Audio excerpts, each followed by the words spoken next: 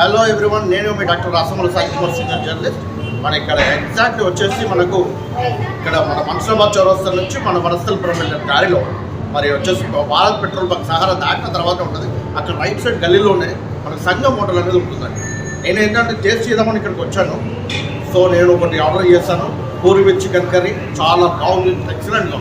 And వీళ్ళ దగ్గర వచ్చేసి పూరి విత్ చికెన్ కర్రీ, రాజదోశ విత్ చికెన్ కర్రీ, ఇలా బోండా సూపు, ఇలా వెరైటీస్ ఆఫ్ పాలక్ పన్నీర్ దోశ, ఇలా చాలా టేస్టీగా అండ్ హైజీనిక్గా చేస్తారు. ఎక్స్పీరియన్స్ మన చెఫ్స్తోని.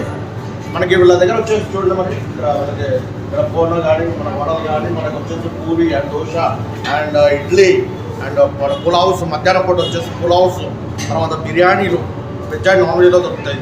మరి ఒక్కసారి మీరు రండి, మనకు వచ్చి అక్కడ కూడా బయట తినొచ్చు, తర్వాత ఇక్కడ డైనింగ్ కూడా తినొచ్చు, ఏసీ డైనింగ్.